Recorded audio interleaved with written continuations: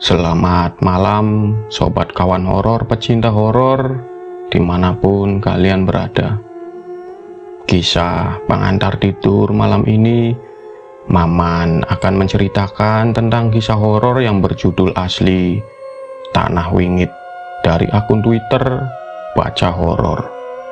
Menceritakan seorang ibu dan kedua anaknya yang pindah ke rumah peninggalan eyangnya. Sebelum masuk ke cerita, kembali Maman mengingatkan agar kalian dengarkan cerita ini menggunakan headset, agar tidak terdengar oleh makhluk-makhluk yang berada di luar jendela kamu. Keadaan memaksa kami untuk tinggal di rumah ini. Rumah yang berdiri di tanah terkutuk yang menyimpan misteri mengerikan di bawahnya. Kain kafan kami sudah dipersiapkan. Ada misteri mengerikan yang tersembunyi di balik tanah yang terkutuk ini. Sebuah misteri yang membuat mereka yang tak kasat mata menetap dan tinggal di tanah yang sama dengan kami. Tanah Wingit 1994. Gol! Melalui adu penalti berhasil memboyong gelar juara dalam turnamen paling bergengsi, Piala Dunia Amerika Serikat tahun 1994. Sebuah pertandingan sengit menghadapi Italia yang juga memiliki sejarah juara. Saat itu seluruh warga kampung yang menonton di pos ronda riuh masyarakat kemenangan Brasil di Piala Dunia tersebut. Mukti, pulang sekarang ya. Ibu menghampiri dari rumah dan berteriak memintaku untuk pulang. Iya bu, aku balas menjawabnya. Biarin aja dulu Lastri, seneng-seneng sebentar kan nggak ada salahnya. Paling Mukti jadi bisa ngelupain kejadian minggu lalu, ucap Pak Rohmat, salah satu warga di kampung ini. Kalau waktunya banyak nggak apa-apa Pak Rohmat, besok kami udah harus berangkat, balas ibu. Wah, cepet juga ya. Ya sudah, hati-hati. Kalau sempat main-main ke kampung sini lagi ya, ujar Pak Rohmat sambil mengacak-acak rambutnya. Iya Pak, teman-teman pamit dulu ya, teriakku. Iya, kalau sempat mampir, balas mereka singkat. Aku pun meninggalkan pos ronda dan pulang ke rumah kami yang terletak di pinggir kali Cibubur. Rumah ini sudah kami tempati semenjak aku belum lahir hingga akhirnya aku lulus SMP. Sebuah rumah ala kadarnya yang bapak bangun di bantaran kali yang sangat besar ini. Kita benar harus pindah bu, tanyaku. Iya nak, ibu kan udah cerita. Setelah bapak meninggal kemarin, banyak penagih hutang yang terus datang ke rumah, bahkan sampai mengancam kamu, menyelakain kamu dan gendis adikmu, jawab ibu. Bapak meninggal 2 minggu yang lalu. Setelahnya kami kaget ada banyak penagih hutang yang menagih ke rumah. Mereka bilang bapak berhutang kepada mereka. Tak hanya satu, tapi banyak. Jujur kami tak pernah tahu kalau bapak berhutang.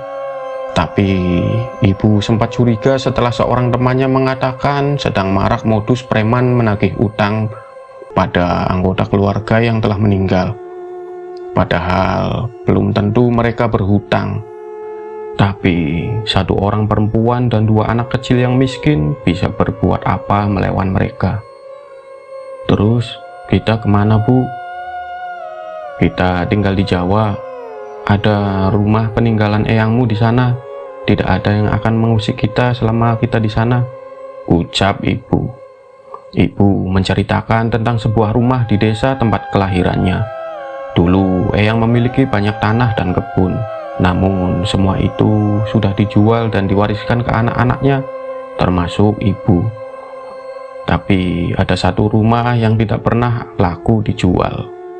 Saudara-saudara ibu pun tidak ada yang menempati karena rumah itu cukup berjarak dari desa dan tidak jauh perbatasan dengan hutan. Beruntung ada yang mau membeli rumah ini, uangnya bisa kita pakai untuk renovasi dan modal hidup di sana, tambah ibu. Iya bu, padahal cuma rumah begini saja ya, balasku. Rumah kami memang dibangun liar di bantaran kali, tapi bapak dan ibu sudah membangunnya setengah tembok hingga cukup kokoh. Hampir semua rumah di kampung ini tidak berizin. Namun kami semua merasa aman karena ada yang sudah tinggal di tempat ini lebih dari 20 tahun dengan tenang. Sebuah angkutan umum sudah datang sejak tadi pagi. Ini adalah angkutan yang akan kami gunakan untuk pindah ke Jawa. Kami tidak membawa banyak barang, sebagian perobotan sudah dijual dan sisanya diberikan ke pemilik rumah yang baru. Hanya sedikit yang kami bawa menggunakan angkutan umum bercat biru itu yang akan mengantar kami ke rumah baru kami. Sudah masuk semua? Tanya Bang Jeki, supir yang akan mengantar kami. Sudah Bang Jeki, tinggal orangnya. Kata ibu ngopi dulu aja, dan gorengan juga, balasku. Bang Jeki pun masuk ke rumah sembari menikmati kopi dan gorengan yang dibuatkan oleh ibu. Sementara itu, ibu memeriksa kembali barang-barang yang sudah masuk ke mobil. Mukti, sebelum menyusul ke rumah, ibu tiba-tiba seorang temanku memanggil dari jauh. Andi, tanyaku, sambil menghampirinya. Ini kamu bawa ya, ucap Andi. Ada sebuah ukiran kayu berbentuk ular yang ia berikan kepadaku. Apaan ini? Bawa saja, aku dapat mimpi nggak enak semalam, ucapnya. Andri menceritakan bahwa ia melihat aku dan keluargaku diincar sesuatu yang jahat. Ia memang dianggap anak yang cukup aneh di kampung. Warga sudah menganggap ocehannya sebagai bualan belaka. Tapi sepertinya ia berniat baik, jadi tidak mungkin aku meledeknya. Oke, makasih Indri, balasku. Hati-hati ya, sama jagain adikmu gendis, ucapnya sembari berlari meninggalkanku. Aku menerima benda itu dan menyimpannya di dalam tas pakaianku. Bu, masih jauh? Tanya gendis yang sudah merasa tidak nyaman di perjalanan. Masih setengah perjalanan lagi nak, tidur lagi aja, jawab ibu. Ini memang pertama kalinya gendis melalui perjalanan sejauh ini. Sebenarnya aku khawatir akan sekolahnya di desa. Seharusnya sebentar lagi ia sudah masuk SD, tapi aku hanya bisa percaya pada pertimbangan ibu. Menjelang maghrib, kami pun sampai di rumah yang akan kami tinggali. Sebuah rumah yang cukup berjarak dari rumah lain di desa. Ini rumah yang cukup besar. Semua dindingnya terbuat dari kayu yang sepertinya sudah sangat berumur. Ada sebuah pohon besar di depan rumah, namun pohon itu sudah kering dan tidak lagi berdaun. Saat mobil Bang Jeki terparkir di depan rumah, ada seseorang yang segera menghampiri kami, seseorang pria kurus yang sedikit lebih tua dari ibu. Pak Ngadimin, sambut ibu. Lastri, gimana perjalanannya? Lumayan pak, pas lagi panas-panasnya, jawab ibu. Rumahnya sudah saya bersihkan, tapi ya seadanya. Lebih baik malam ini istirahat di rumah saya saja, besok baru beres-beres, ucap Pak Ngadimin. Walah pak, saya sudah ngerepotin minta dibersihkan, malah ngerepotin nginep lagi, balas ibu. Ibu menolak untuk mampir ke rumah Pak Ngadimin dan memilih untuk terus menurunkan barang-barang di mobil. Bang Jeki dan Pak Ngadimin pun membantu kami, sementara ibu menyalakan lampu teplok yang sudah tersedia di tembok rumah. Belum ada listrik bu, tanyaku. Sudah, tapi masih harus lapor PLN dulu biar dipasang lagi. Paling seminggu sudah nyala, balas ibu. Bang Jeki yang sedari tadi menurunkan barang terlihat cukup aneh. Sesekali ia berhenti melangkah dan menelan ludah. Bang Jeki nginep dulu aja, pagi baru pulang. Ada kamar kosong kok, ucap ibu. Enggak, saya langsung saja habis ini. Mau mampir dulu, ucapnya dengan canggung. Ia terlihat begitu waspada dengan rumah ini. Mbak Lasri benar yakin mau tinggal di sini? Tanya Bang Jeki. Iyalah mas, sekarang cuma rumah ini yang kami bisa tinggali, balas ibu. Setelah membantu kami, Bang Jeki segera pamit. Padahal hari sudah larut malam. Pak Ngadimin pun mengantarkan kami makanan kecil dan minuman panas untuk kami dan buru-buru meninggalkan kami. Merasa cukup lelah, aku pun duduk di tikar yang sudah digelar oleh ibu. Rumah kayu dengan lampu remang-remang merupakan pemandangan yang cukup asing untukku. Apalagi suasana hening seperti ini tidak pernah kurasakan di rumah kami sebelumnya. Tok, tok, tok. Ada suara dari luar. Tok, tok. Setahuku rumah kami cukup jauh dari warga lain. Aku malas mencari tahu dan memilih untuk tetap bersantai di tikar. Tapi suara itu mendekat ke jendela. Aku menoleh ke jendela. Sekelebat terlihat seorang nenek melintas di depan jendela rumah. Nenek itu berambut putih terurai berantakan dengan kebaya putih yang lusuh. Ia tertawa dengan mulut yang memerah. Sontak bulu kuduku berdiri, tubuhku merinding. Aku tidak berani berjalan keluar jendela untuk memastikan dan memilih untuk menghampiri ibu. Bu, teriakku. Aku mencari ibu di kamar, namun di kamar hanya ada gendis yang tertidur. Kenapa Mukti? Teriak ibu yang suaranya terdengar dari dapur. Aku pun berlari menuju dapur menghampiri ibu. Ada nenek-nenek bu, serem di luar jendela, ucapku. Nenek-nenek, malam-malam gini, jangan ngarang kamu. Kalau capek, tidur duluan aja, balas ibu yang sedang membersihkan kompor tungku yang mungkin akan ia gunakan untuk masak besok. Iya Mas Mukti, tidur duluan saja, nanti gendis nyusul. Tambah gendis yang tengah meminum susu yang sepertinya baru saja dibuatkan oleh ibu. Tunggu. Gendis, kamu di sini? Tanyaku bingung. Tidak mungkin aku salah. Tadi aku melihat dengan jelas Gendis tertidur di kamar. Iya, minum susu dulu. Habis ini mau tidur, disuruh ibu, balasnya. Aku menelan ludah sembari menoleh ke kamar tempat aku melihat Gendis tertidur tadi. Aku bantuin ibu aja deh, ucapku yang sedikit ragu untuk kembali ke ruangan depan lagi, apalagi di kamar, karena kamar yang lain masih berantakan.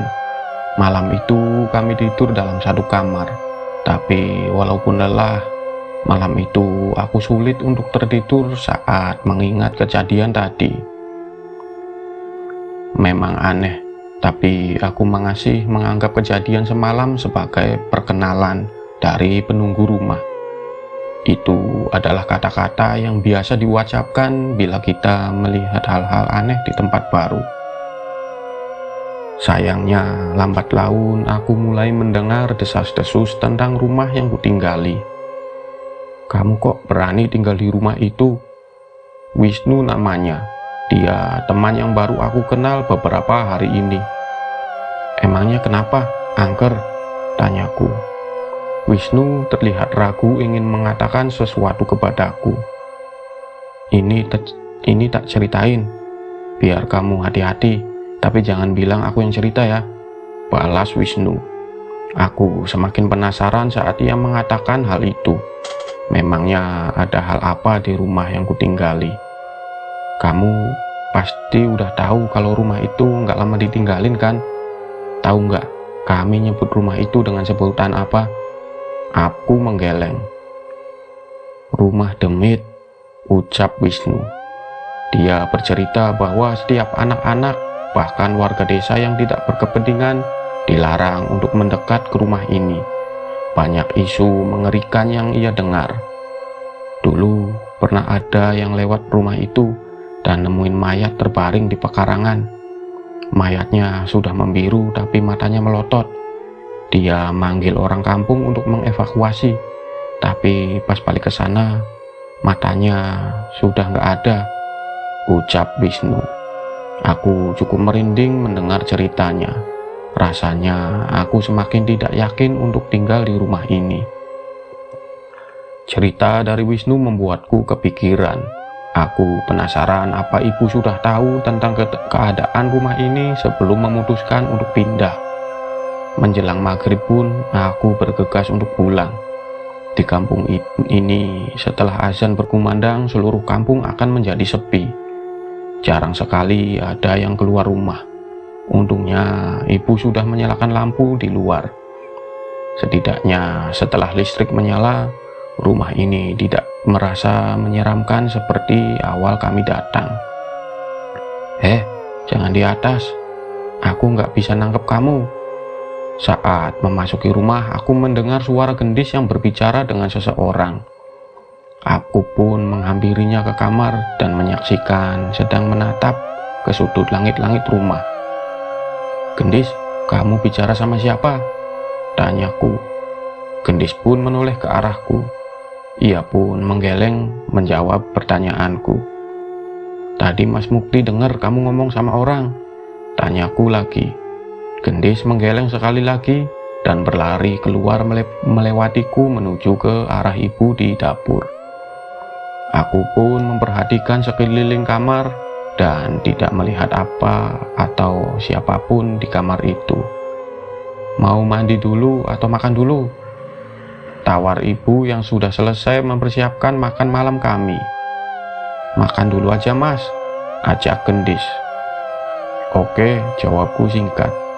Aku dan Gendis makan berdua sementara ibu menemani kami sembari mengupas bawang merah untuk dimasak besok. Gendis, tadi kamu ngomong sama siapa sih? Jangan bohong. Tanyaku di depan ibu berharap ibu bisa mengetahui apa yang ku dengar. Nggak ngomong sama siapa-siapa, balasnya. Tapi ia menjawab sembari makan tanpa menoleh ke arahku. Aku tahu ia berbohong. Jangan bohong, ucapku dengan santai. Tapi sepertinya Gendis kesal karena aku menekannya. Ya udah, kalau Mas Mukti mau tahu, ntar juga ketemu, jawabnya sembari membawa piringnya ke tempat cuci piring dan meninggalkanku. Aku mengernyitkan dahi, tak mengerti dengan apa yang ia maksud. Aku pun menceritakan kepada ibu tentang kejadian tadi. Tapi ibu menganggap bahwa Gendis sedang asik bermain dengan imajinasinya. Namanya anak kecil, mungkin ngomong sama bonekanya atau teman hayalannya, jawab ibu dengan tenang. Malam ini aku sudah tidur di kamarku sendiri, sedangkan Gendis tidur bersama ibu. Ini adalah salah satu hal baik dari pindah rumah. Aku bisa punya kamar sendiri di sini. Radio tape adalah satu-satunya hiburanku di tempat ini. Pilihanku kali ini jatuh pada kaset Bass Jam untuk menemaniku sampai waktunya tidur. Mungkin aku bukan bujangga yang pandai merangkai kata. Itulah yang kudengarkan sebelum aku tertidur. Aku bernyanyi di depan mengikuti nada di lagu itu sembari bergaya layaknya vokalis band.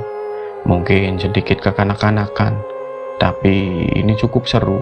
Apalagi aku tidak bisa berharap menonton televisi bersama di pos ronda seperti dulu.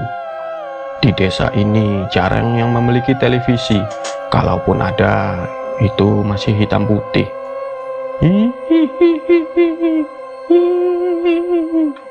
Nyanyianku terhenti oleh suara tawa yang tiba-tiba terdengar. Gendis bukan. Suara tawanya berbeda dengan Gendis. Merasa mulai tidak nyaman, aku pun mengecilkan volume radioku dan pergi ke kasur. Sepertinya aku harus tidur cepat malam ini. Ceklek. Aku terbangun saat satu sisi kaset pita sudah selesai diputar dan radio tapeku mati dengan sendirinya. Aku mengembalikan kaset itu ke dalam tempatnya dan ingin segera kembali tertidur. Tapi aku mendengar ada suara dari sudut-sudut langit yang saat ini berada di kamarku. Saat aku hendak kembali tidur, mataku melihat sesuatu dari arah itu dan rasa takutku kembali datang. Benar saja, di sudut itu terlihat seorang anak laki-laki berwajah pucat memandangiku dengan terbalik. Aku tidak bisa melihat kakinya, yang terlihat hanya tubuhnya dari kepala hingga ke pinggang menembus langit-langit. Seketika aku berkeringat dingin. Aku meremas selimutku, tak percaya dengan apa yang kulihat.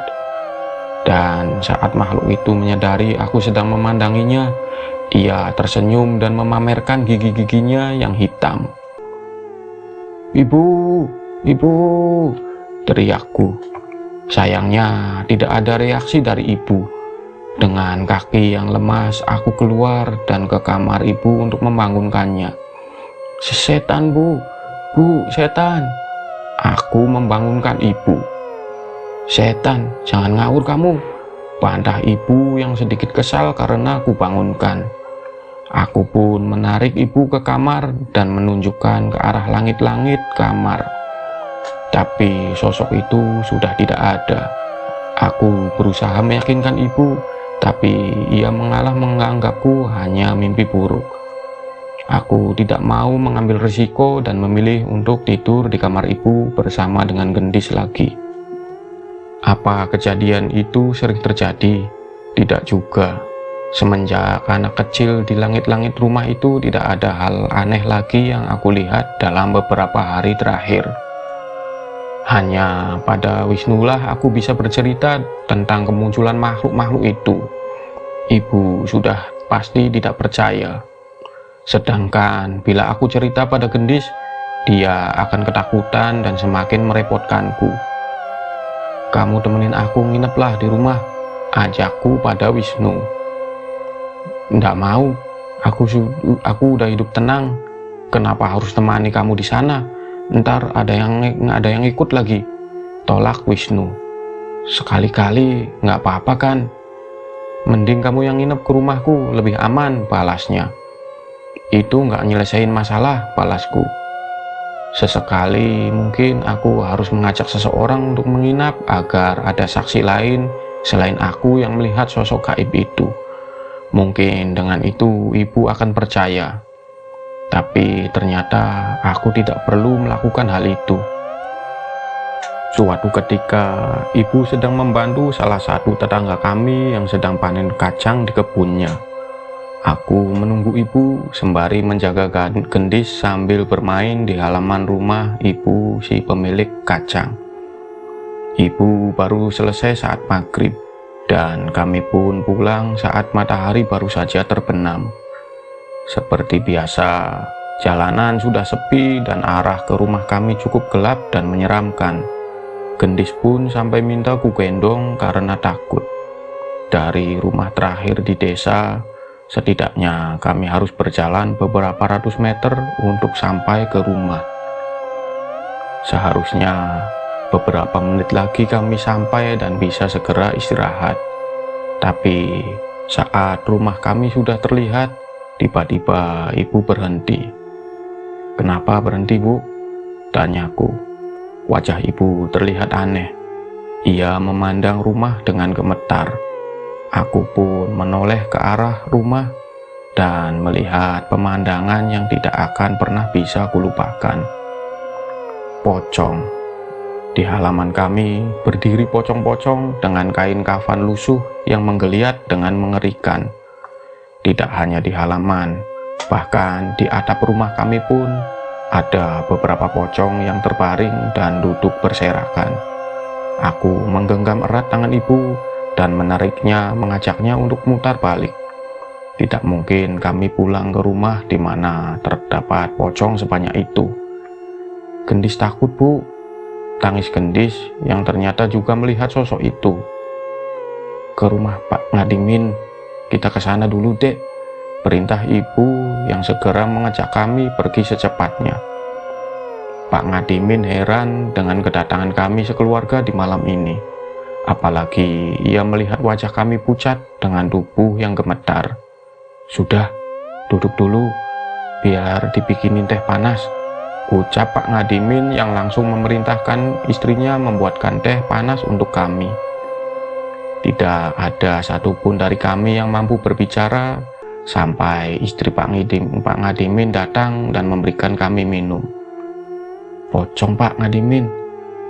Pas kami mau pulang dari jauh, kami melihat rumah kami dipenuhi pocong, Pak," ucapku sambil gemetar. "Astagfirullah. Benar, Bu?" tanya Pak Ngadimin kepada ibu. Ibu hanya mengangguk sembari masih menggenggam gelas hangatnya. "Mbak Lastri masih bersikukuh ingin tinggal di sana?" tanya Pak Ngadimin. "Habis kami mau tinggal di mana lagi, Pak? Buat makan saja kami masih khawatir," balas ibu. Tapi rumah itu dibangun di atas tanah yang tidak baik, Mbak Lastri. Kamu sendiri tahu sendiri kan? Bahkan sebelum kalian tinggal di sana, kami warga desa jarang sekali ada yang mau mendekat ke sana di malam hari, ucap Pak Ngadimin. Aku baru mendengar soal ini. Berarti sebenarnya ibu sudah tahu bahwa rumah yang kami tinggali memang bermasalah. "Bu, Gendis nggak mau ke rumah," rengek Gendis. Malam itu Pak Ngadimin mengizinkan kami untuk menginap di rumahnya. Besoknya ia mengantar kami kembali ke rumah bersama seorang yang ia panggil dengan nama Mbah Sardamin. Pria yang sudah cukup berumur dan rambutnya sudah memutih. Mbah Sardiman adalah seorang yang dianggap mengerti soal hal-hal seperti ini. Ia juga sering membantu warga yang bermasalah dengan kesurupan atau penyakit aneh. "Mbak Lastri benar-benar melihat pocong-pocong di sini?" tanya Mbah Sardiman saat mencapai halaman rumah kami. "Iya, Mbah, anak-anak saya juga lihat," balas ibu. Mbah Sardimin memejamkan matanya sebentar. Setelahnya ia menghela nafas dan menggeleng. "Kalau bisa sebaiknya ibu pindah saja," ucap Mbah Sardiman. "Jangan, Pak, saya belum punya tempat tinggal lain. Tolong pocong-pocong itu diusir saja dan rumah saya dibersihkan dari makhluk-makhluk itu," pinta ibu. Mbah Sardiman menggeleng menolak ucapan ibu. "Tidak bisa, Mbak Lastri. Tanah ini adalah rumah mereka. Jasad mereka terkubur di bawah tanah ini," jelas Mbah Sardiman. Deg. Mendengar penjelasan itu, seketika bulu kuduku berdiri. Berarti selama ini kami tinggal di tanah kuburan. "Ini tanah wingit, Mbak Lastri, tidak pantas untuk dijadikan rumah tinggal," tambah Pak Ngadimin. Ibu hanya merenung dengan sedih. Jelas keadaan ini membuat ibu semakin tertekan. "Kalau saya tetap memaksa tinggal di rumah ini, risikonya apa, Mbah?" tanya ibu. Mbah Sardiman menggeleng melihat keteguhan ibu. Di satu sisi, aku melihat Mbah Sardiman menaruh simpati dengan keadaan kami. "Kalau kalian memaksa tinggal di sini, kalian harus pergi di waktu-waktu yang saya berikan. Sosok pocong-pocong itu akan muncul di hari dan weton itu.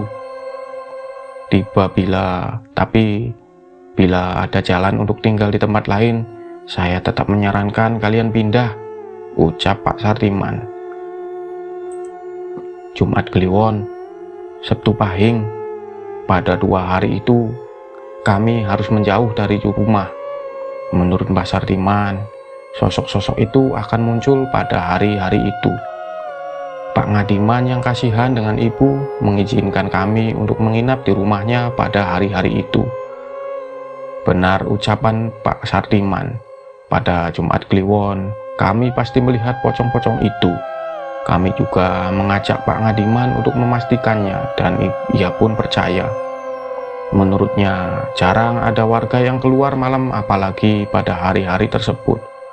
Mungkin itu yang membuat warga desa tidak mengetahui penampakan ini. Dengan mengikuti aturan dari Pak Sartiman, kami pun bisa bertahan hidup di rumah itu selama berbulan-bulan. Setiap menjelang Jumat Kliwon dan Sabtu Pahing, kami selalu siap-siap berkemas dan menumpang di rumah Pak Ngadiman. Mungkin cerita mengenai pocong yang mengelilingi rumahku sudah cukup mengerikan bagi kalian. Tapi percayalah, ada hal yang lebih mengerikan tersembunyi di tanah ini. Aku tidak pernah menyangka bisa bertahan cukup lama di rumah ini. Padahal hampir setiap tetangga yang ngobrol dengan kami selalu bertanya, "Kok kalian betah tinggal di rumah itu?" Betah? Kalau bukan karena keadaan yang memaksa, mungkin kami sudah pergi sejauh mungkin dari rumah itu, atau bahkan dari desa ini. Tahun pertama di tempat ini cukup berat. Untuk makan saja kami tidak punya banyak pilihan. Entah berapa jenis olahan singkong yang sudah dibuatkan ibu. Bila sedang tidak pegang uang, hanya singkong yang ibu tanam di pinggir hutanlah yang akan menjadi menu makanan kami. "Tiwul lagi?" tanyaku. "Bosen ya? Nanti coba ibu tanya Mbok Sarmi, ada sisa lauk atau enggak?" balas ibu. Walau aku sering mengeluh, tapi ibu tidak pernah memarahiku sama sekali. Sebaliknya, ia selalu mencari cara agar kami bisa bertahan dari situasi ini. "Enggak usah, Bu. Besok aku ikut Pak Ngadimin mancing aja. Siapa tahu dapat ikan. Kan lumayan," ucapku. "Ya sudah, tapi jangan ngerepotin ya," balas ibu. Ada satu berkah yang kurasakan saat hidup di desa. Kami masih bisa bertahan hidup dari alam. Ada tanah untuk ditanam, ikan untuk dipancing, bahkan kalau tidak malas, ada burung yang bisa dijala dari sawah-sawah yang hampir panen. Tapi aku tetap bertekad, suatu saat kami harus keluar dari situasi ini, terutama dari rumah ini. "Masih sering lihat yang aneh-aneh di rumah?" tanya Pak Ngadimin sambil menunggu umpannya termakan oleh ikan di sungai ini. "Masih, Pak, tapi selama di rumah paling cuma sekelebat-kelebat," kata ibu. "Yang penting nggak keluar pas malam-malam aja," jawabku. "Yang penting kamu jagain ibumu dan gendis ya, Mukti. Belum pernah Bapak melihat orang setegar ibumu itu," balasnya. "Pasti, Pak." Seperti biasa, aku pulang ke rumah saat langit masih terang. Entah mengapa aku merasa hari di desa ini lebih pendek daripada di kota. Dulu jam 8 malam, kami malah baru keluar untuk berkumpul di pos ronda. "Gendis, sudah mau malam masuk," ucapku pada gendis yang masih berada di teras rumah. "Iya," jawabnya.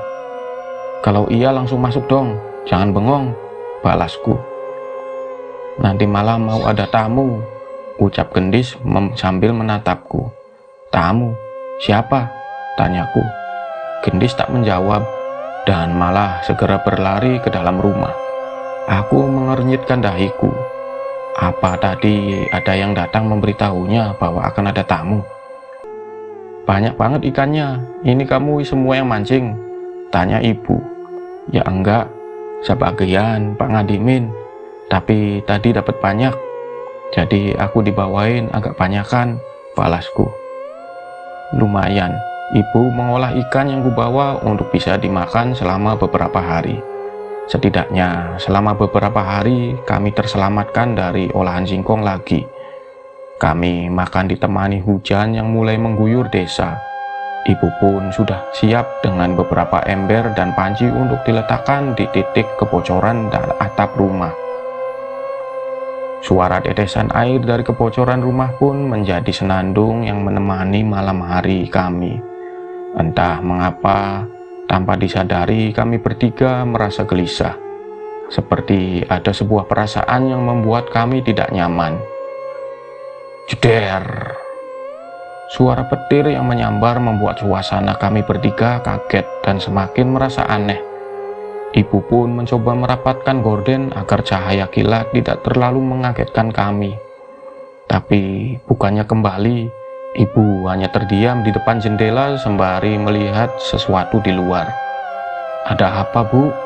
tanyaku penasaran. Ibu tidak menjawab, sebaliknya ia malah menelan ludah dan wajahnya terlihat cemas. Khawatir dengan ibu, aku pun menghampirinya dan ikut melihat keluar. Setelah sekian lama, bulu kuduku berdiri. Sesuatu yang ada di halaman rumah membuatku merinding tidak karuan. Keranda mayat. Di bawah hujan yang cukup deras, tiba-tiba terlihat sebuah keranda mayat tergeletak begitu saja di halaman bersama sesosok jenazah yang sudah dipocongi. Bu, itu," tanyaku. "Jangan keluar. Apapun yang terjadi jangan keluar," balas ibu yang segera merangkulku dan mengajakku menjauh dari jendela. Aku pun berinisiatif membawa radioku dari dalam kamar dan mendengarkannya bertiga di ruang depan. Tidak ada satupun dari kami yang mengajak masuk ke kamar. Satu sisi kami takut dengan apa yang ada di luar. Di satu sisi lain kami juga khawatir akan terjadi sesuatu bila kami tidak mengawasinya. Aku berharap suara radio yang kusetel bisa sedikit menenangkan kami. Namun, walaupun sudah mendengarkan beberapa lagu dan drama radio, tangan ibu masih terlihat gemetar. Sudah beberapa lama, mungkin saja keranda itu sudah menghilang dengan sendirinya seperti saat kemunculannya. Setidaknya itu yang kupikirkan. Aku pun mencoba melawan rasa takutku untuk kembali mengintip melalui jendela. Bila keranda itu sudah hilang, maka kami bisa masuk kamar dan tidur dengan nyenyak. "Coba Mukti, lihat lagi, Bu," ucapku. "Hati-hati, Nak," balas ibu. Aku mendekat ke arah jendela dan menyibakkan lagi gordengnya. Dan sialnya, keranda dan jenazah itu masih ada di sana. Aku pun sedikit memperhatikan keranda itu dan sekitarnya sembari mencari petunjuk siapa yang meletakkan benda itu di sana. Tapi tepat saat aku memperhatikan sosok jenazah yang ada di dalam keranda itu, tiba-tiba kepala pocong yang berada di dalamnya menoleh dan melotot ke arahku. Sontak aku pun terjatuh dan buru-buru kembali berdiri merapatkan gorden jendela. "Kenapa, Lek? Ada apa?" tanya ibu cemas. Enggak, Bu," balasku. "Kerandanya masih di sana?" tanyanya lagi. Aku mengangguk, kembali duduk di dekat ibu sembari mengeraskan suara radio. "Keranda?" tanya Gendis penasaran. Enggak Gendis, kamu dengerin radio saja atau mainan lagi, tapi jangan deket-deket ke jendela ya," balasku tak ingin Gendis khawatir. Perasaanku benar-benar cemas, seolah mendapat firasat akan terjadi sesuatu yang mengerikan. Hujan pun semakin deras, bersahutan dengan suara kilat yang menyambar. Saat itu dari kilatan cahaya samar-samar aku melihat bayangan manusia terpantul ke gorden jendela kami. Cek, cetek, cetek. Wajah ibu pucat. Samar-samar terdengar suara langkah kaki yang menginjak tanah yang becek. Tak hanya itu, lambat laun suara itu terdengar semakin banyak. Saat hujan mulai mereda pun, suara langkah kaki itu masih terdengar. Tok, tok, tok. Terdengar suara tongkat seseorang mengetuk lantai teras rumah kami. Seketika aku teringat kejadian saat hari pertama aku di rumah ini. Penampakan seorang nenek, dan benar saja, bayangan seorang nenek yang bungkuk sedang membawa tongkat terpantul di gorden jendela. "Ojo, jangan ada yang keluar, Lek," terdengar suara seorang nenek tepat saat bayangan itu berhenti di depan jendela. Aku merinding sejadi-jadinya, tapi entah mengapa Aku merasa ibu dan gendis tidak sadar akan hal itu.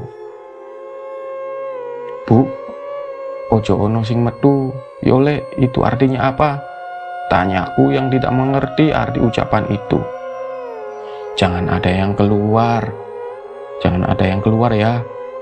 Itu artinya. Emangnya kenapa nanya begitu? Tanya ibu. Ibu nggak dengar suara barusan. Tadi Mukti dengar suara ngomong begitu, jawabku. Ibu mengernyitkan dahinya dan menggeleng. Ia pun mulai cemas terhadapku. Nggak ada suara apa-apa, Mukti. Iya kan, Gendis? Tanya ibu memastikan. Gendis cuma dengar suara hujan sama radio, Bu, jawab Gendis. Aku pun mulai bingung. Ada apa? Dan apakah ada setan yang sengaja berniat memperingatkanku? Aku mengubur rasa penasaranku dan sama sekali tidak memikirkan untuk mengecek keluar. Lambat laun, hujan semakin mereda. Yang terdengar hanyalah suara tetesan gerimis tanpa adanya kilat yang mengagetkan kami lagi. Aku melihat ke arah jam dinding dan mendapati bahwa waktu telah menunjukkan hampir jam 1 pagi. Gendis sudah tertidur dan ibu beranjak dari tempatnya untuk mengecek kembali ke jendela. Aku merasa harus ikut menemaninya. Saat gorden itu tersibak, aku melihat sebuah pemandangan yang tidak pernah bisa kulupakan.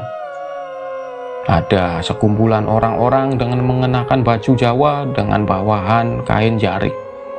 Ada yang bertelanjang dada dan ada yang mengenakan surjan atau kebaya yang sangat lusuh. Kulit mereka hitam dan bercampur dengan lumpur dan mengerumuni keranda berisi jenazah itu. Wajah mereka mengerikan. Mereka seperti kesetanan merogoh sosok yang berada di dalam keranda itu dengan beringas. Aku ingin mencari tahu apa yang mereka lakukan, tapi tanpa sadar, salah satu dari mereka menoleh ke arah kami. "Tutup, Bu!" teriakku dengan cepat. Aku teringat ucapan sosok nenek yang memperingatkanku tadi. Ibu segera menutup gorden dan kembali menjauh. Kami pun kembali ke dekat Gendis dengan jantung yang berdebar. Benar saja, terdengar langkah seseorang mendekat ke dalam rumah. Langkah kaki yang menginjak tanah becek berubah menjadi suara kaki yang menginjak lantai kayu. Aku pun segera mematikan radio dan mengajak mereka menjauh dari jendela. Samar-samar terlihat bayangan manusia dengan rambut yang panjang dan acak-acakan memperhatikan dari balik gorden. Ibu pun merangkulku dan Gendis, sementara aku terus memegangi baju ibu. Sosok itu celingak-celinguk seolah mencari keberadaan kami di dalam. Namun sosok itu segera kembali pergi. Aku sedikit lega, namun ibu masih tetap gemetar dengan apa yang terjadi. Tapi setelahnya, tanpa kami sadari, kami tertidur di ruang depan bersama hujan yang mulai reda.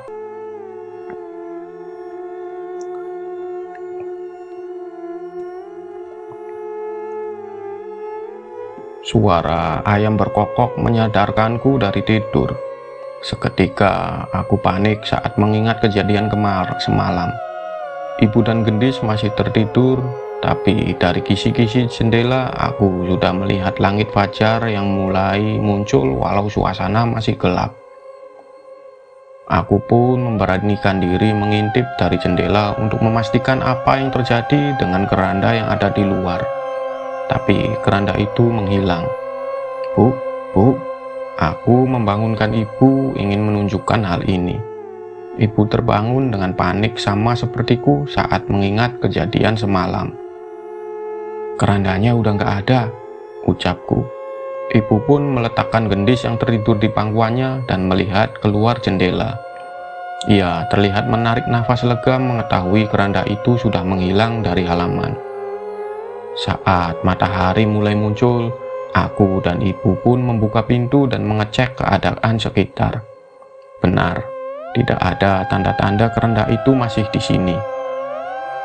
Kami sempat berpikir, apakah semalam kami berhalusinasi Masalahnya, di tempat kami berdiri masih ada sisa-sisa telapak kaki manusia yang terjiplak di tanah basah dan sisa lumpur di halaman teras rumah.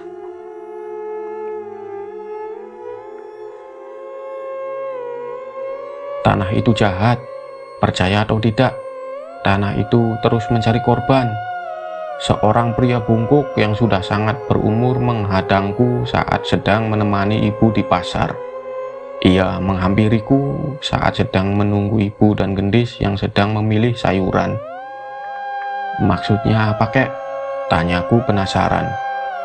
"Maksudnya nyawa kalian dalam bahaya. Pergi selagi kalian bisa," balasnya dengan raut wajah yang menunjukkan ketakutan. Ia pun segera meninggalkanku dan pergi meninggalkan pasar. Tanpa ia suruh pun, kami sudah ingin segera meninggalkan rumah mengerikan itu. Apalagi setelah kejadian keranda kemarin, aku benar-benar merasa ada sesuatu yang berbahaya di tanah ini. Tapi saat ini kami masih tak berdaya dengan keadaan kami.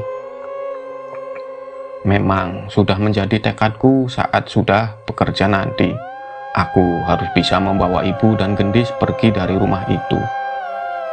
"Bu, gendis kapan didaftarkan SD?" tanyaku yang mulai khawatir akan pendidikan gendis.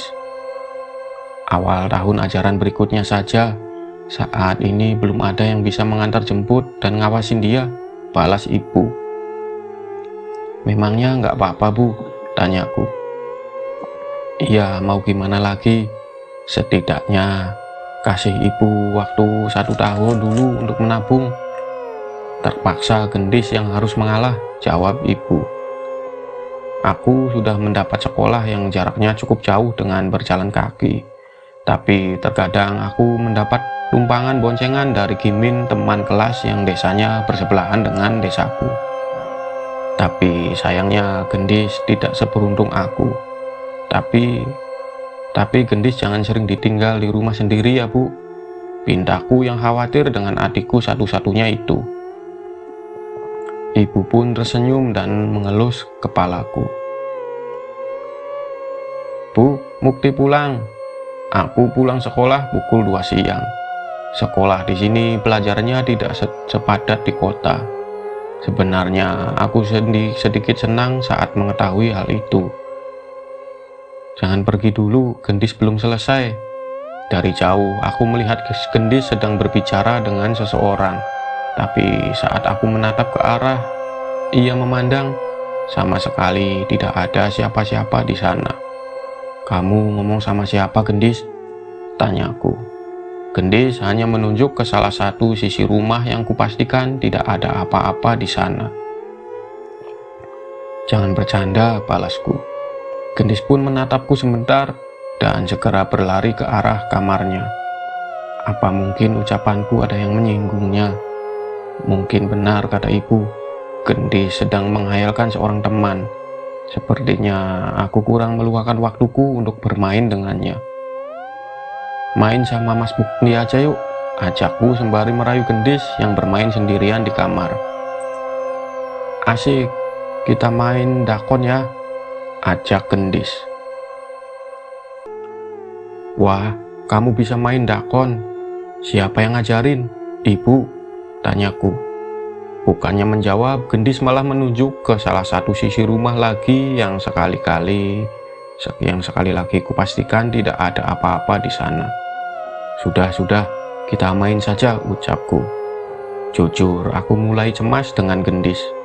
"Bu, memangnya gendis sering berbicara sendiri begitu ya, Bu?"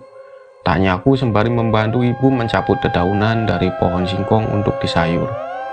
"Iya, namanya juga anak kecil. Memangnya kenapa?" tanya ibu. "Enggak, Bu, Mukti khawatir.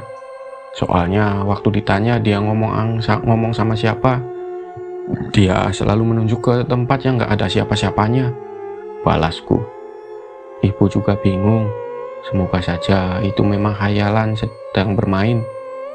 Tapi kalau memang ada sosok yang berkomunikasi dengan dia, doakan saja semoga bukan sosok yang jahat, balas ibu.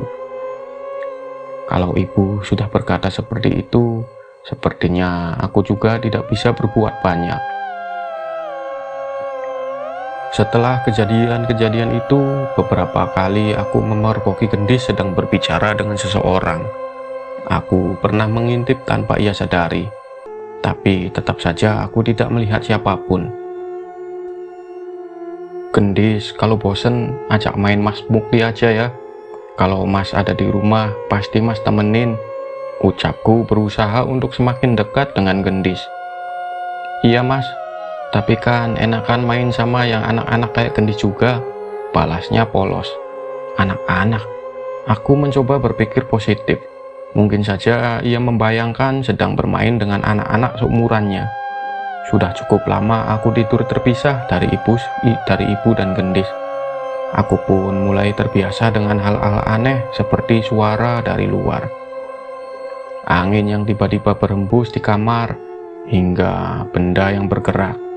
Selama tidak ada yang menampakkan diri, sepertinya aku bisa untuk mengacuhkannya. Tapi malam ini berbeda. Di tengah tidurku, tiba-tiba aku terbangun dengan perasaan aneh.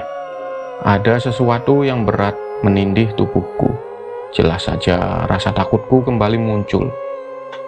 Apalagi aku pernah mendengar cerita tentang orang yang ketindihan makhluk halus. Aku pun mencoba mengatur nafas dan melawan rasa takutku.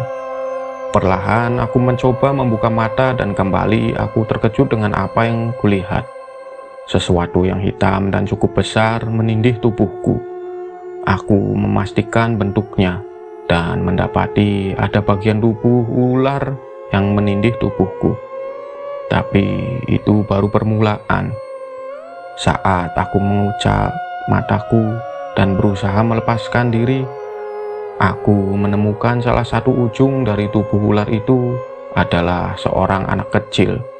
Sebentar, aku mengingat anak kecil itu.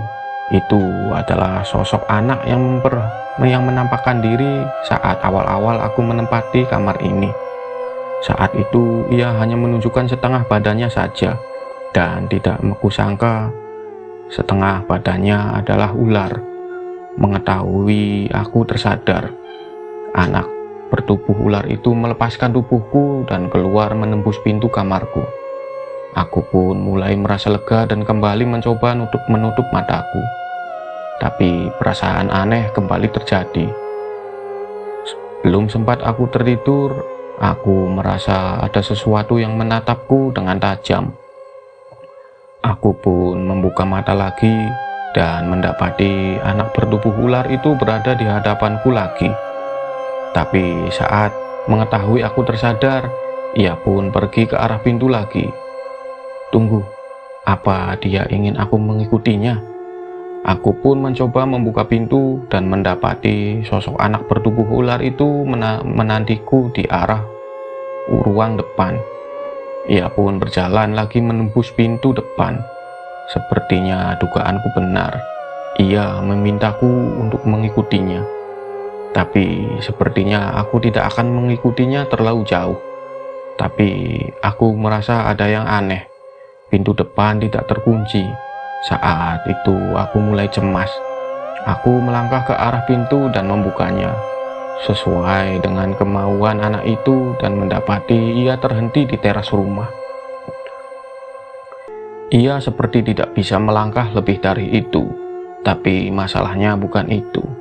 Ada seorang anak kecil di halaman. Aku bisa memastikan dengan jelas bahwa itu adalah Gendis. "Gendis, ngapain kamu di luar?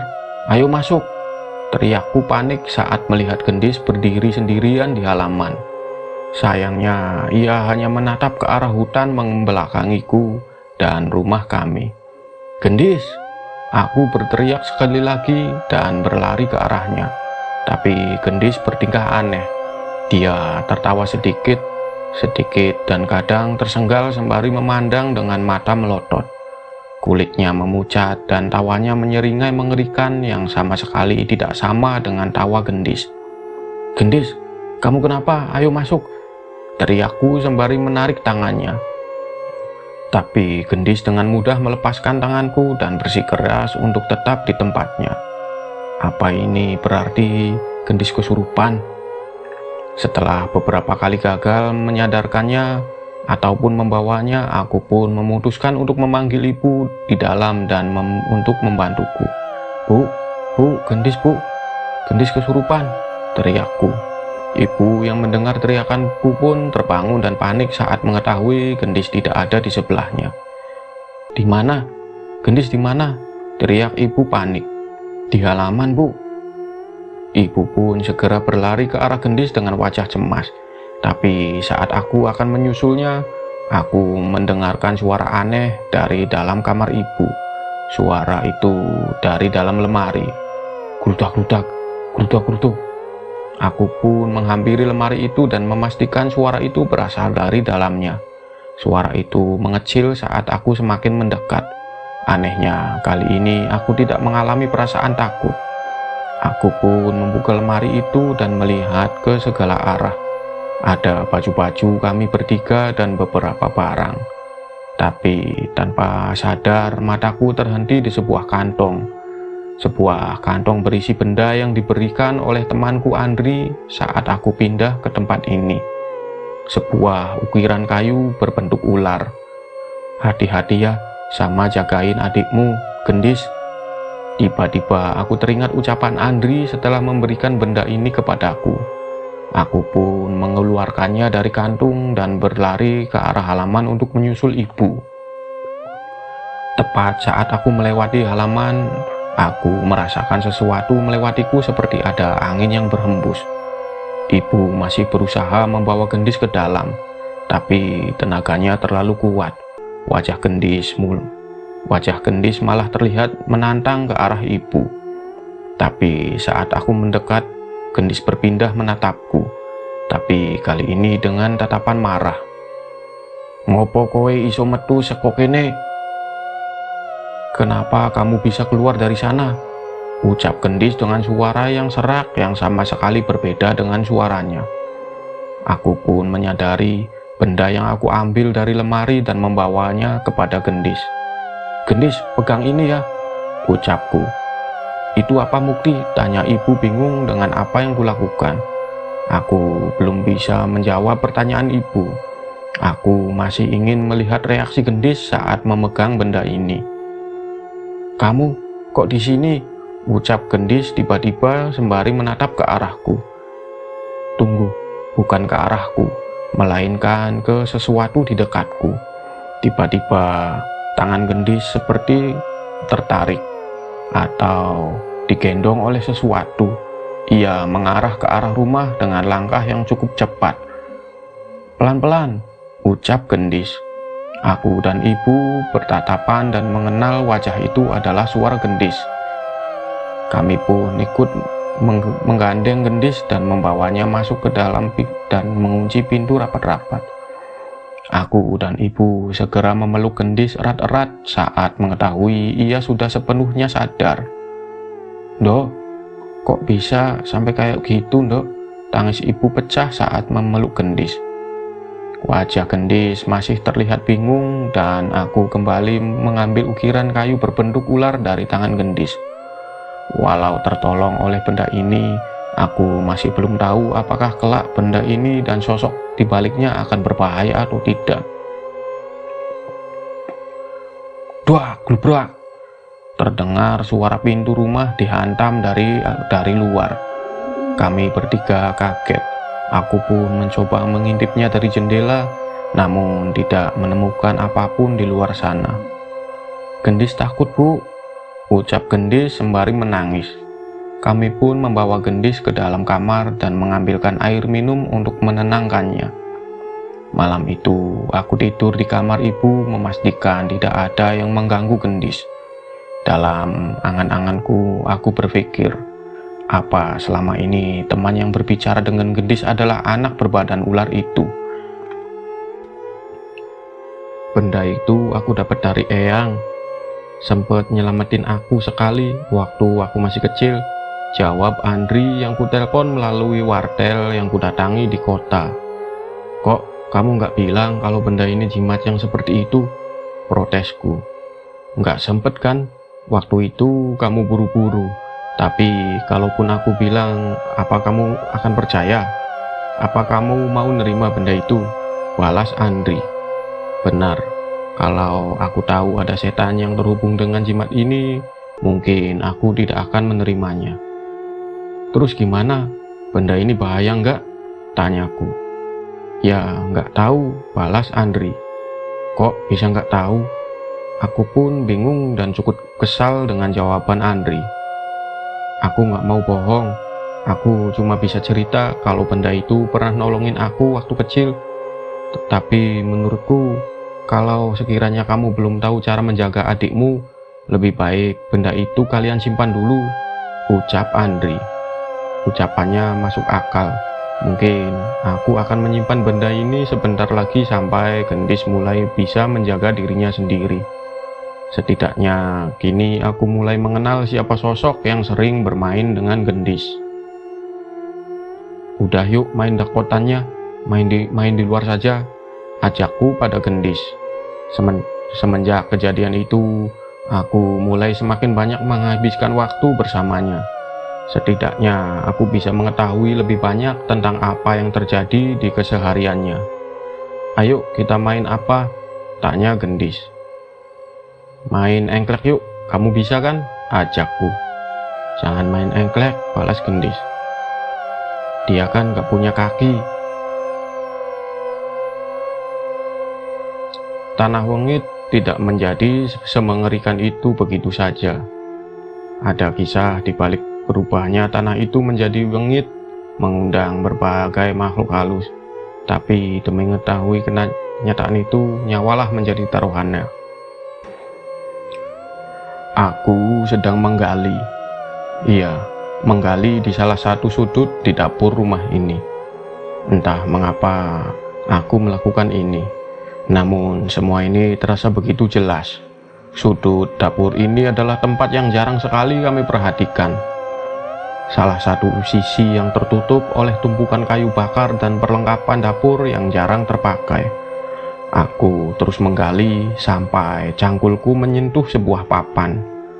Kusingkirkan tanah di atas papan itu dan membukanya. Nafasku menderu dengan cepat. Ada sebuah jasad yang mengering di bawah papan itu. Matanya masih terbuka.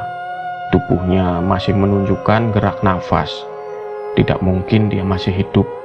Kulitnya sudah terkelupas memamerkan dagingnya. Bahkan di bagian pipinya sudah terlihat tulangnya. Mayat itu terus bernafas semakin cepat dan menatap ke arahku. Jantungku berdegup semakin keras, merasa ingin lari dari tempat ini, tapi makhluk itu mulai berusaha bergerak dan mendekatkan wajahnya padaku. Ibu, ibu, aku berteriak ketika aku tersadar di kamar dengan tubuh yang penuh keringat. Mimpi, tapi mengapa rasanya begitu nyata? Tok tok tok. Mukti, bangun, udah lewat maghrib. Terdengar suara ibu mengetuk pintu membangunkanku. Ia membuka pintu dan memastikan aku sudah terbangun. Mandi dulu, masih ada air, perintah ibu. Iya bu, sebentar, balasku. Aku masih mencoba mengatur nafasku yang masih merasa takut dengan mimpi tadi. Semoga saja mimpi itu bukan pertanda buruk. Aku pun mengambil handuk dan menuju kamar mandi di belakang rumah.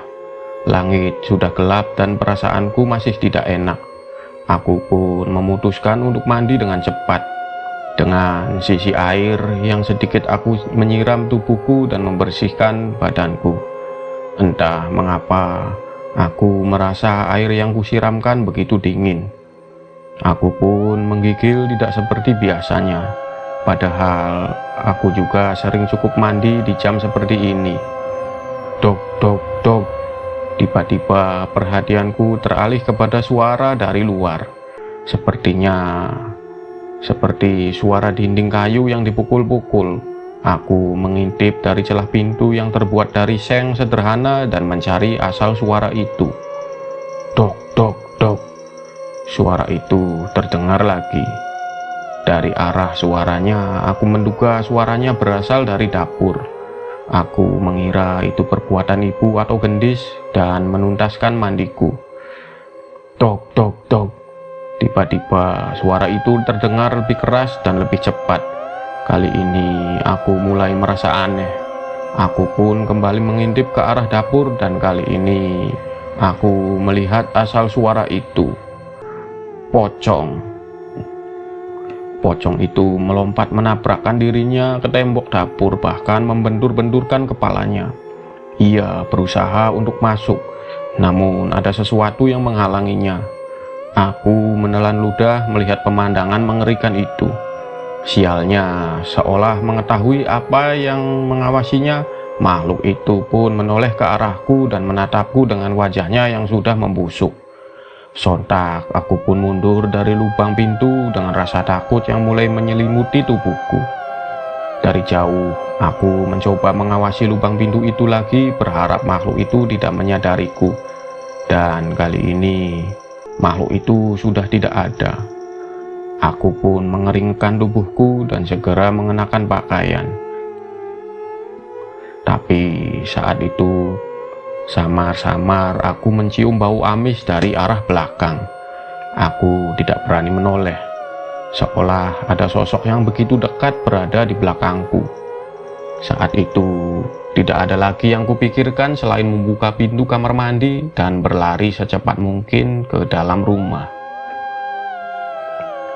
"Kenapa, Lek? Kok ngos-ngosan gitu?" tanya ibu. Aku hanya menggeleng dan buru-buru masuk ke kamar. Aku ingin bercerita, tapi ada gendis di sana. Aku tidak ingin membuatnya takut. Setelah tenang, aku baru mulai tersadar. Sisi tembok yang didatangi pocong itu sebaliknya adalah sudut yang ada di mimpiku, di mana di mimpiku aku menemukan jasad mengerikan itu di sana.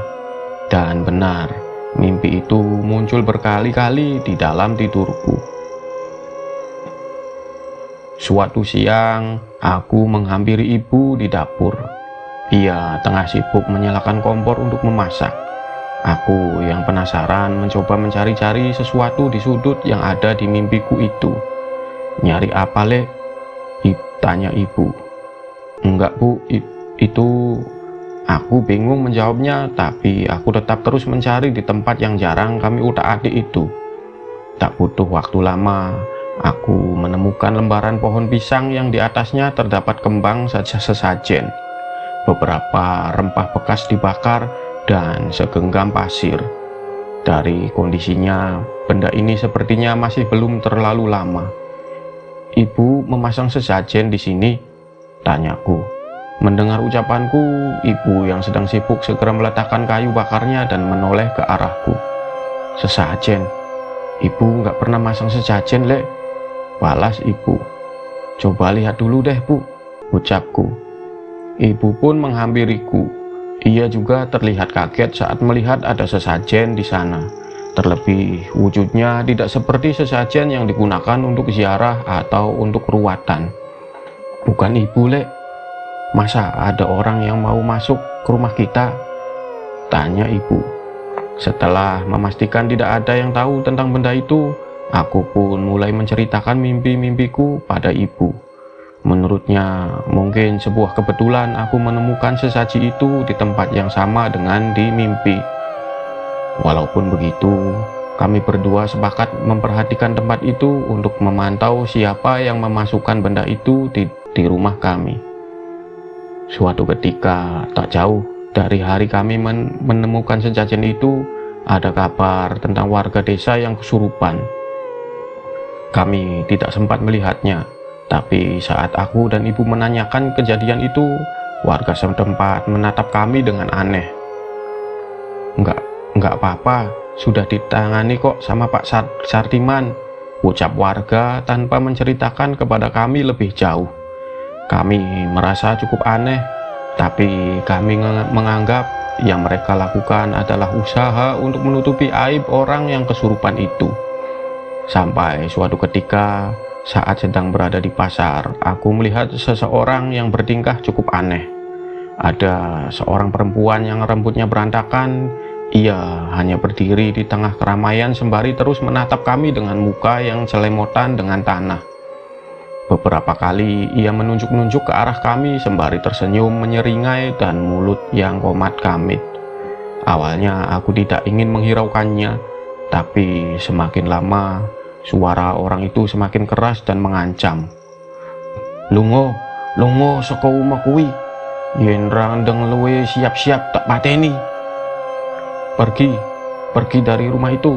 Kalau tidak segera pergi, siap-siap aku bunuh, ucap orang itu.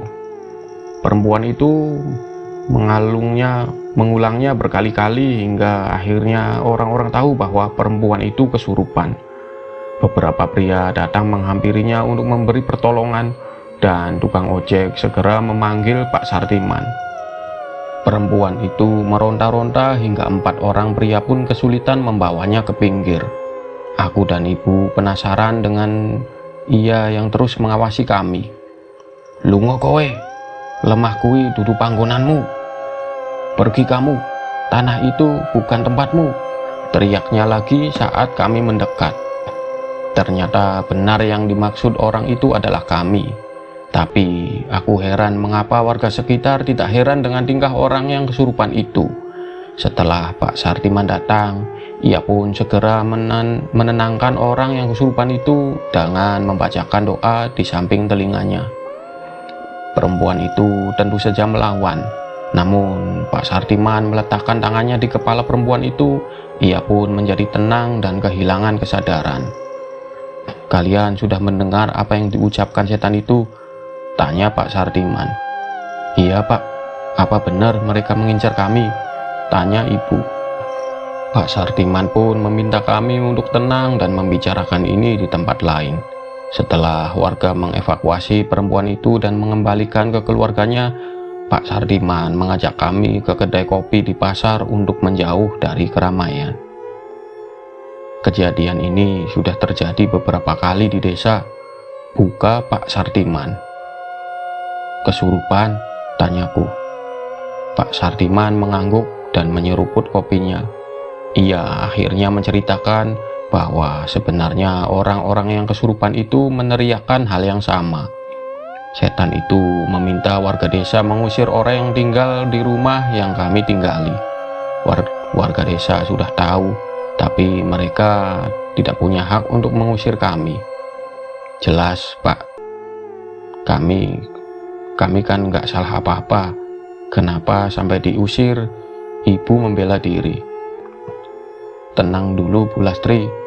Oleh karena itulah warga desa memilih diam. Tapi kalau memang sampai mengancam nyawa, saran saya lebih baik ibu pindah. Jelas Pak Sartiman. Mendengar ucapan itu, wajah ibu kembali merenung. Aku jelas mengerti perasaan ibu. Pak Sartiman tahu mengapa kami sampai diminta pergi oleh setan-setan itu? Tanyaku. Sayangnya Pak Sartiman menggeleng. Ia harus mencari tahu lebih lanjut untuk mengetahui hal itu. Sampaikan kepada warga Pak, mohon maaf kami belum bisa pindah. Jangankan untuk pindah, bahkan uang untuk makan beberapa hari ke depan saja saya masih cemas, balas ibu. Pak Sartiman mengerti. Dan menurutnya warga juga harusnya mengerti.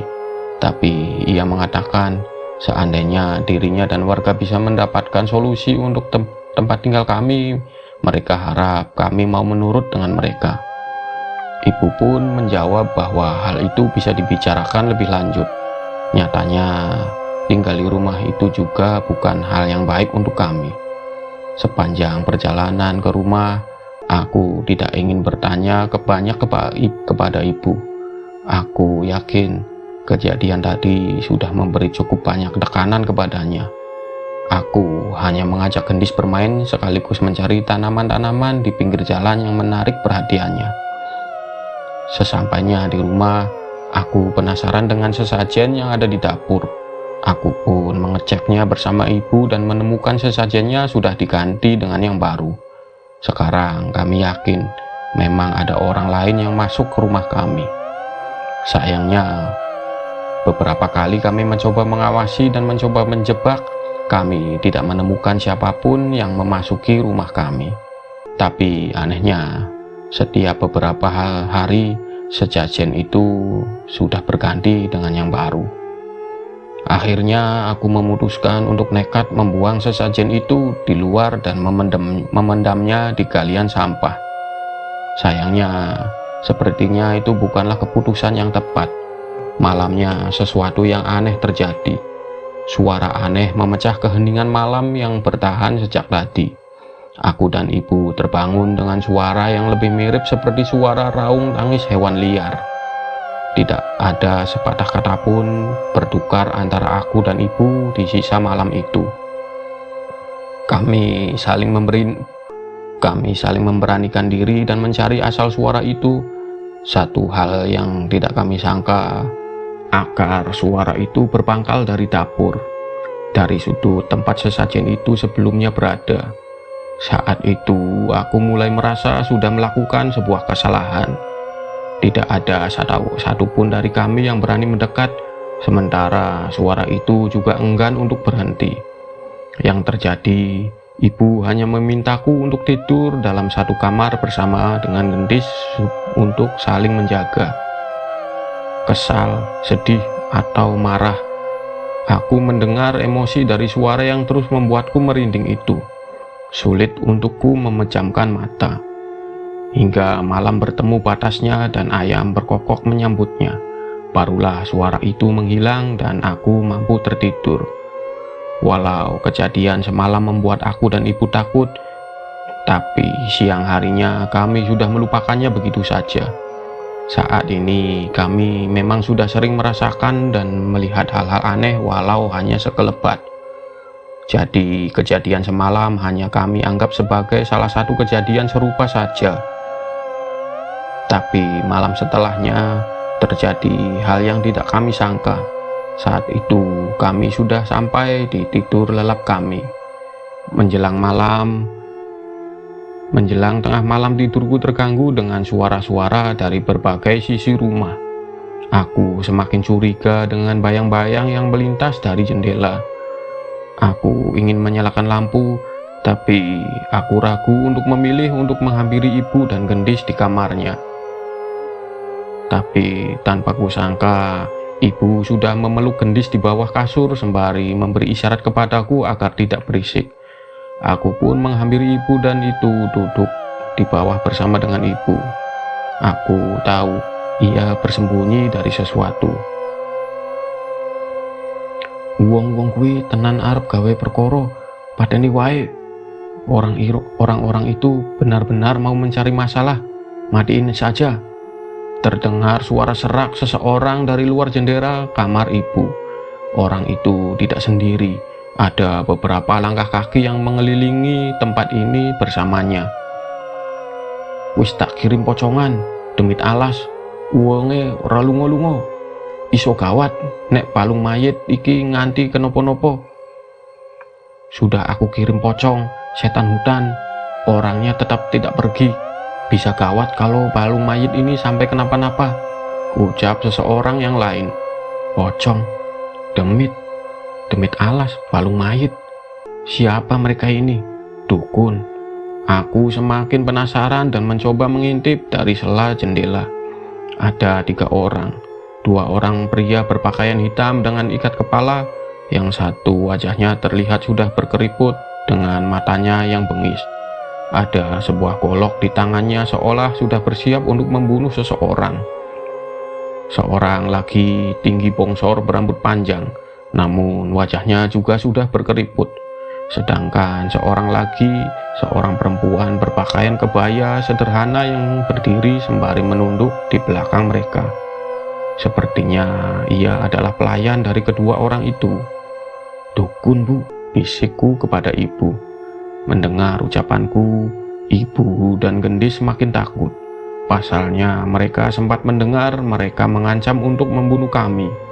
Tak lama kemudian, suara seperti malam sebelumnya kembali terdengar. Ada suara sosok yang merintih seperti suara hewan dari arah dapur.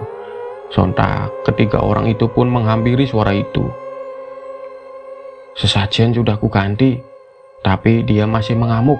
Bisa bahaya kalau orang-orang tahu kita menguburnya di sini. Bisa ketahuan kalau kita yang membunuh Brotowilo dengan balung mayit, kata dukun bongsor itu menjelaskan kepada temannya. Sialan, kuasai rumah ini dan kita urus sendiri balung mayit itu, balas dukun satunya. Lantas perempuan dan bocah itu, bunuh, kita kuburkan di bawah rumah ini seperti yang lain, ucap orang itu dengan tenangnya.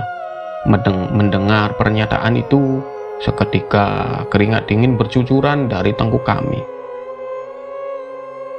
Maaf Den, Aden bicara seperti itu bisa terdengar oleh mereka.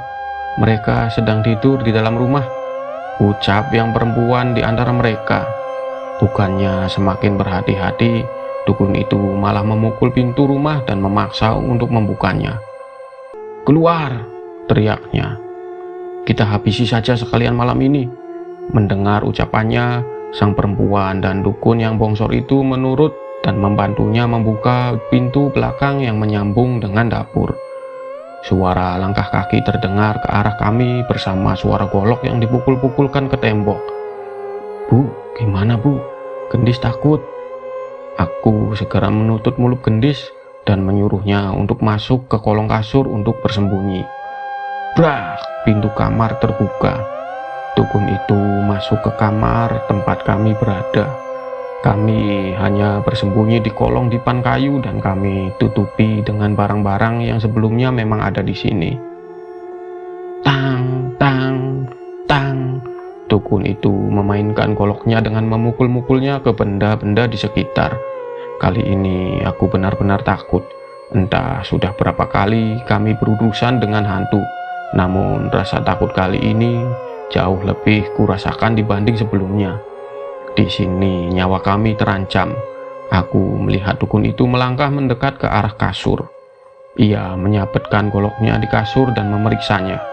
Kakinya benar-benar dekat dengan kami, hanya terpisah kardus barang-barang yang kami gunakan untuk menutupi tubuh kami.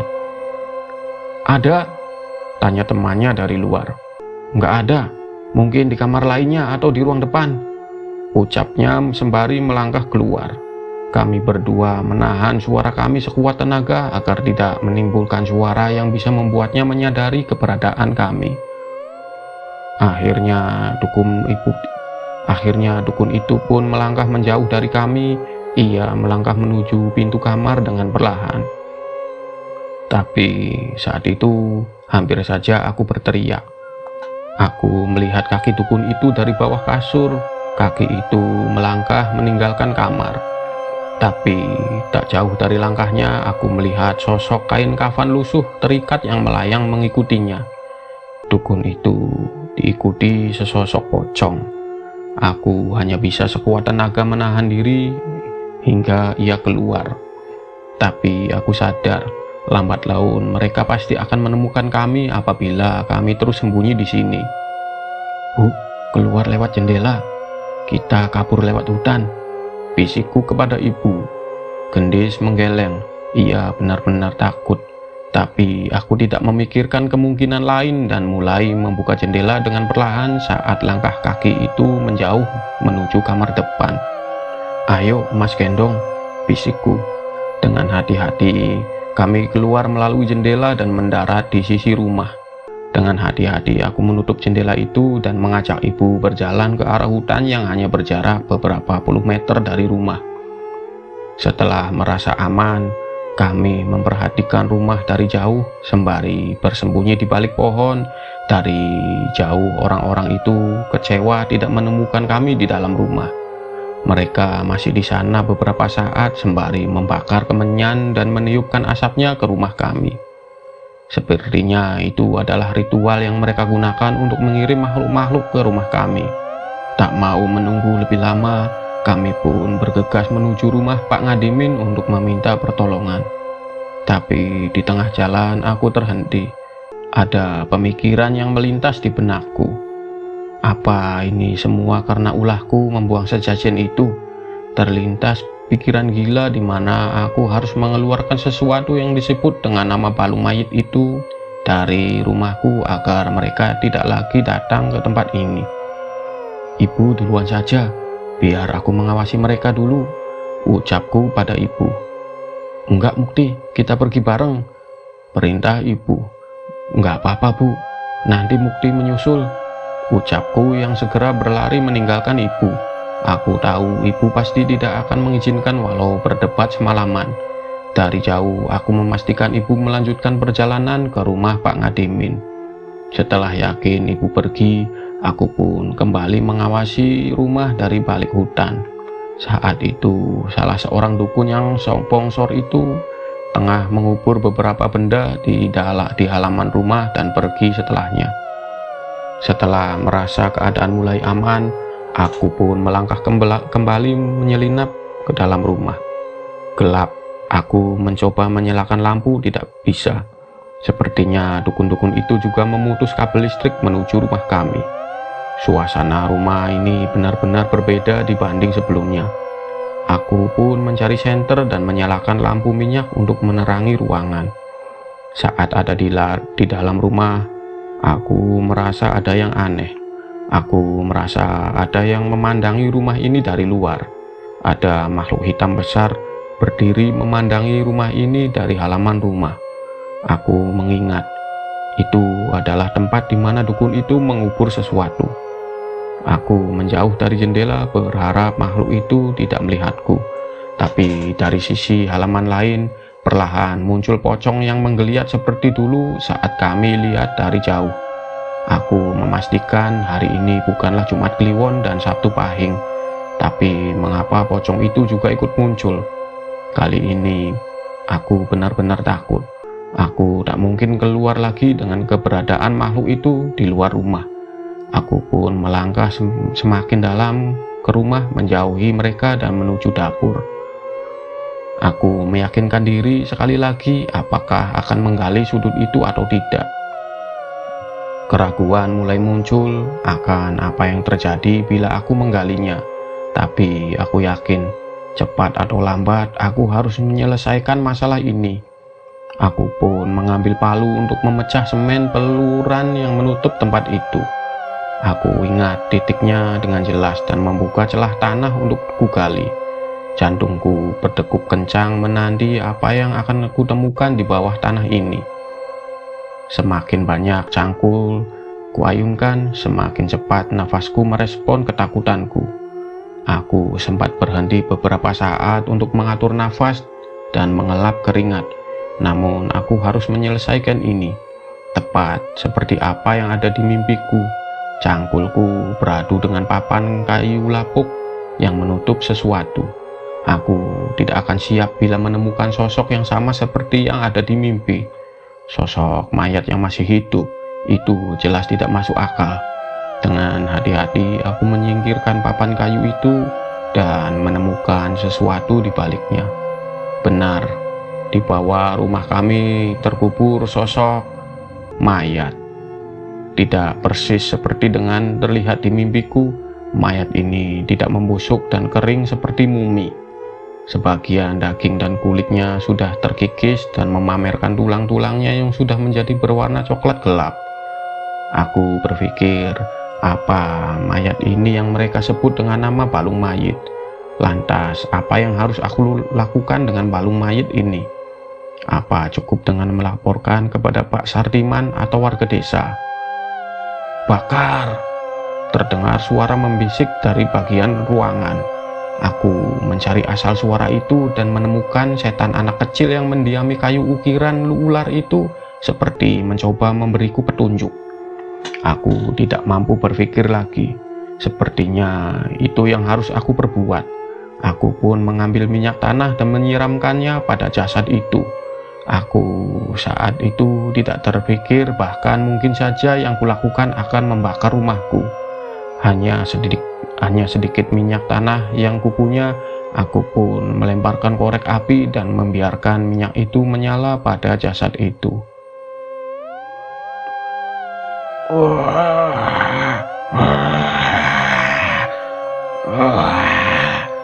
Suara itu terdengar lagi.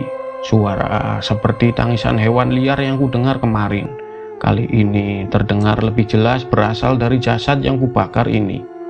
Api itu menyala tidak terlalu lama. Ia mati dengan sendirinya. Mungkin jumlah minyak yang kusiramkan sangat jauh dari yang dibutuhkan untuk membakar jasad seseorang. Aku mencoba mendekat untuk mengetahui keadaan mayat itu.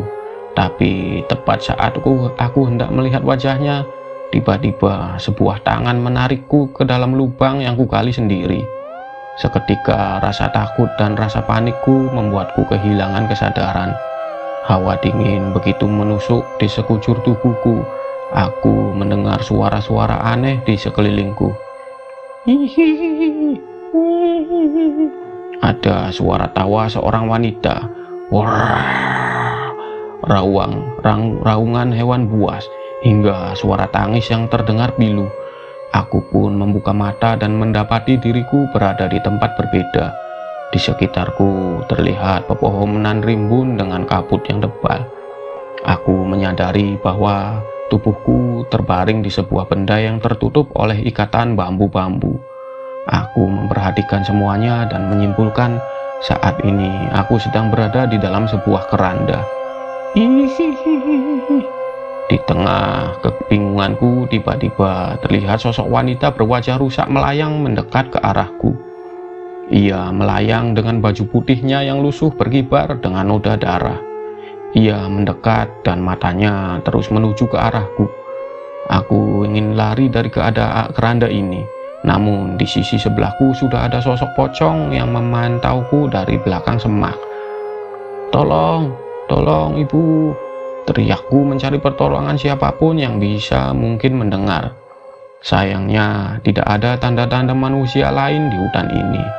Tangan kuntilanak itu meraba keranda dan mencoba menggapaiku. Namun hanya jari-jari pucatnya yang bisa masuk dan mencoba menyentuhku. Pergi, pergi. Aku menangis sejadi-jadinya meratapi kejadian ini. Namun bukannya pergi, semakin lama malah semakin banyak makhluk yang berkumpul di sekitarku. Saat melihat ke atas, seorang kakek dengan satu kaki tengah menatapku dari atas pohon dengan sebelah matanya yang bolong.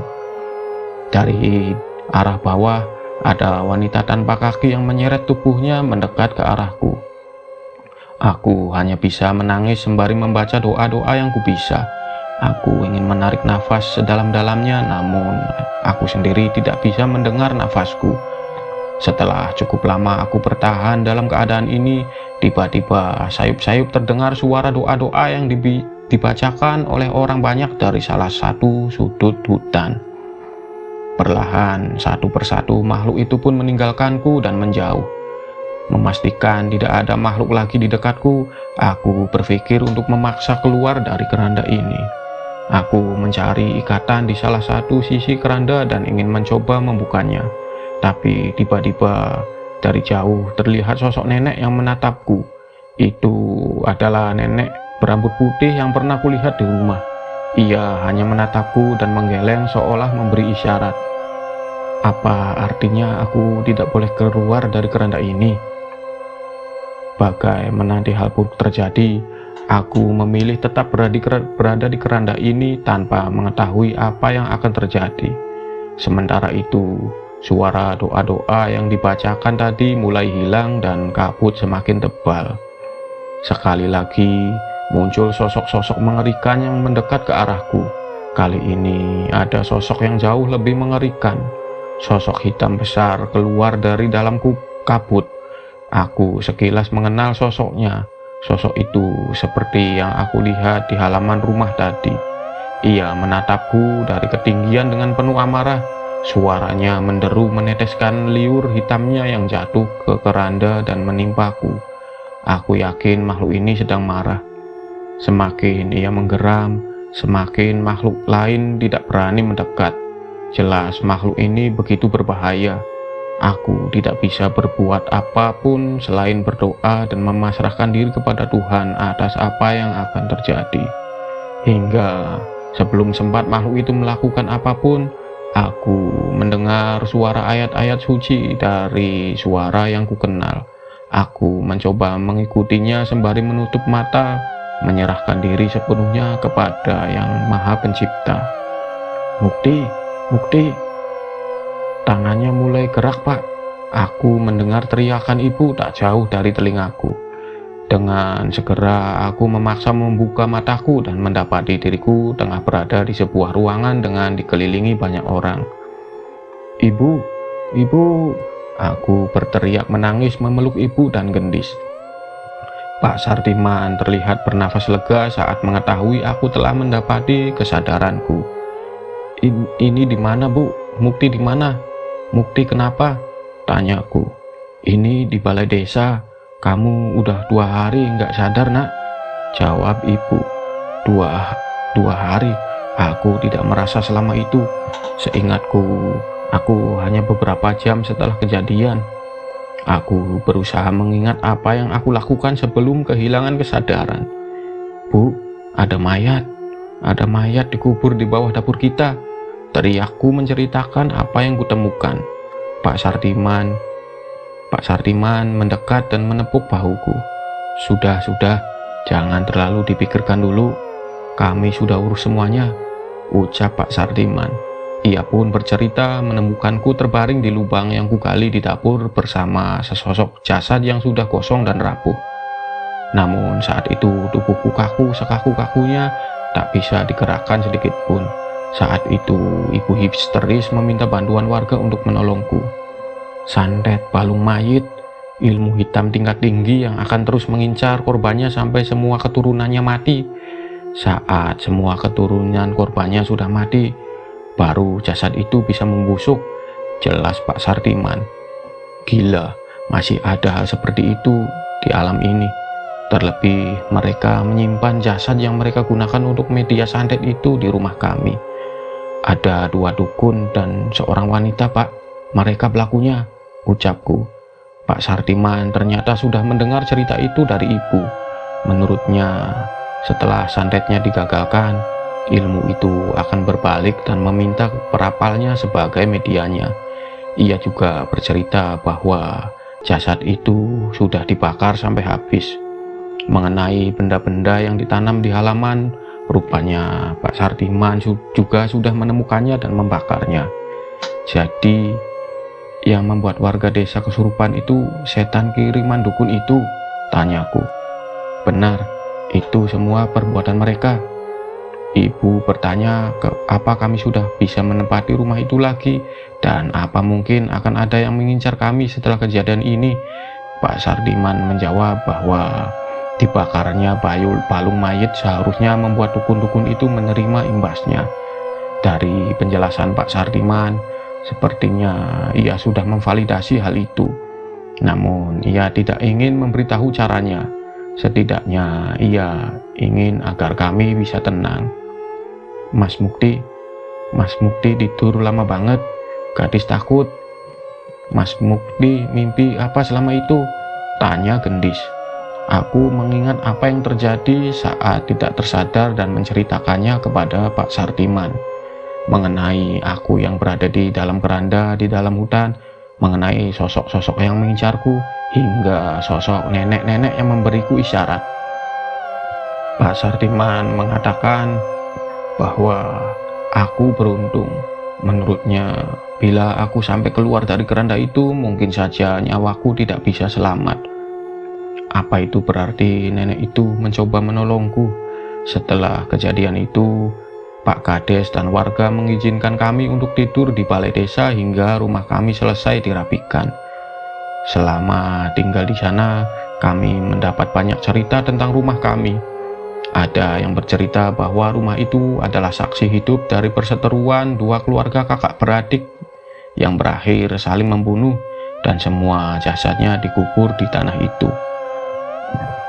Belum lagi ada cerita bahwa tanah itu adalah tempat pemujaan sekte sesat yang pada waktu-waktu tertentu sering mengantarkan tumbal manusia di tanah itu. Sudah banyak generasi yang tinggal di desa ini dan tanah itu selalu punya cerita mengenaskan di setiap generasinya. Banyak jasad sudah dikubur di sana, banyak ritual sudah terjadi di sana, dan banyak misteri yang masih tersembunyi di sana. Yang pasti, tanah ini sangat tidak layak untuk dihuni oleh manusia. Setelah lulus SMA, aku mendapat pekerjaan dari seorang juragan di kota untuk mengantar hasil desa ke kota. Awalnya aku hanya dibayar serabutan, namun seiring berjalannya waktu, aku pun mendapat kepercayaan untuk memegang salah satu armada mobil bak untuk pekerjaan ini. Aku mendapat gaji bulanan, dan tak jarang petani-petani desa juga sering memberiku tanda terima kasih karena sudah melariskan jualannya. Padahal aku sudah cukup senang bisa membalas budi pada warga desa yang sering membantuku mengenai masalah rumahku. Aku sempat bertanya kepada bos, apakah aku boleh menerima uang dari mereka, namun menurutnya selama bisa memastikan hasil panen tetap memiliki kualitas yang baik itu bukanlah masalah. Lagi pula bos pun sadar gaji yang ia berikan masih jauh dari standar gaji karyawan kota. Sesuai nazarku dulu, saat aku mulai bisa mencari uang, yang kuutamakan adalah mencari tempat tinggal untuk kami pindah dari rumah itu. Aku pun mengontrak sebuah rumah sederhana yang tidak begitu jauh dari sekolah gendis. Walau kecil, ibu dan gendis merasa nyaman dan betah. Aku cukup lega saat akhirnya bisa meninggalkan rumah yang berdiri di tanah wengit itu. Setelah yakin ibu dan gendis nyaman tinggal di kontrakan, aku pun meminta izin kepada ibu untuk menghancurkan rumah yang berdiri di tanah wengit itu. Ibu setuju. Terlebih aku sudah memiliki cukup tabungan untuk membeli tanah yang suatu saat akan bisa kami bangun untuk rumah kami sendiri. Kisah mengenai tanah wengit berakhir di sini. Kini tanah itu dialihkan sebagai tempat pemakaman. Namun biasanya warga luar desa yang tidak mendapat lahanlah yang dimakamkan di sana. Sedangkan warga desa sendiri masih takut memanfaatkan lahan itu bahkan untuk memakamkan kerabatnya. Walaupun begitu, sampai saat ini aku tidak pernah mendengar cerita menyeramkan lagi tentang tanah wengit itu. Entah memang sudah tidak ada, atau memang aku yang sudah tidak pernah mencoba untuk mendekatinya lagi.